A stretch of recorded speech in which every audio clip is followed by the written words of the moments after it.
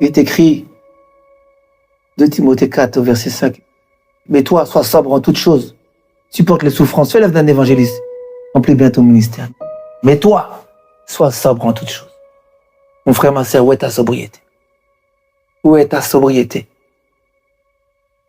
Ouvres-tu la bouche pour parler du Seigneur? Que fais-tu? Est-ce que tu sers le Seigneur? Sers-le en toutes choses. Ce n'est pas ta beauté, ce n'est pas ton éclat, ce n'est pas ta brillance, ce n'est pas ta toilette chère, ce n'est pas ton vêtement cher, ce n'est pas tout ton paraître. C'est ton obéissance à sa parole que Dieu veut. C'est ta soumission que Dieu veut. Ce n'est pas tous les épreuves qu'on en donne dans les églises aujourd'hui. La réussite, le succès, l'or, l'argent, la gloire. Ce n'est pas la gloire, c'est la vanité. La gloire, elle est au ciel, elle vient du Père, la gloire. Alléluia.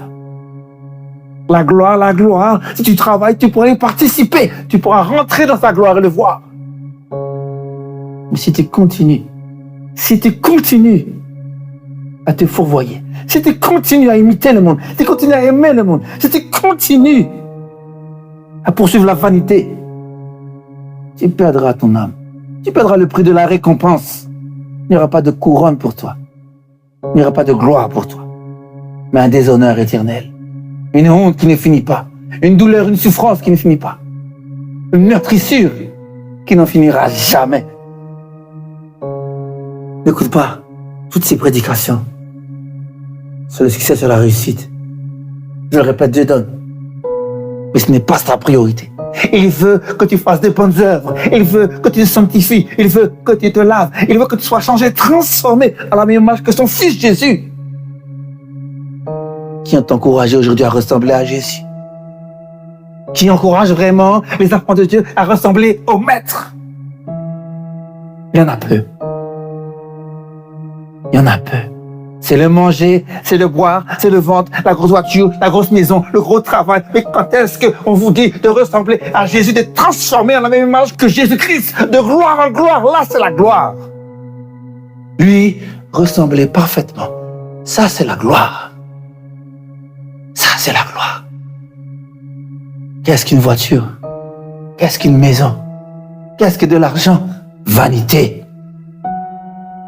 Je ne dis pas que Dieu ne bénit pas. Mais je dis, ce n'est pas là sa priorité. Ce n'est pas là ce qui fait sa joie pour toi. Sa joie, c'est un cœur pur, qui garde sa parole, qui garde ses commandements. Ça, il a désobéi. Il a été rejeté. 1 Samuel 15 au verset 22.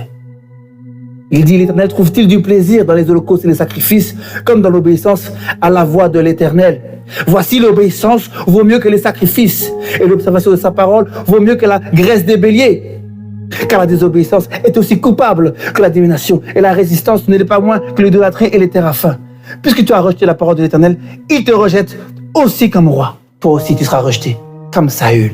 Tu seras rejeté comme Saül. Obéis à la parole.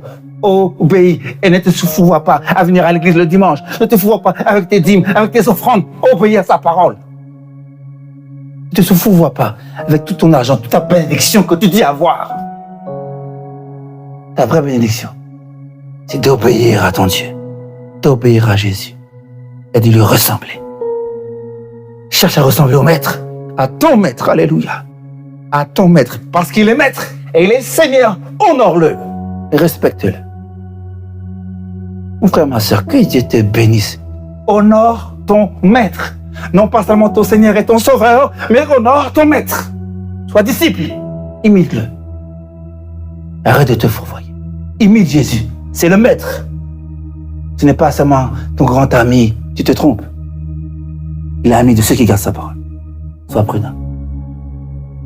Que Dieu te bénisse, mon frère, ma soeur. Amen. Amen. Amen.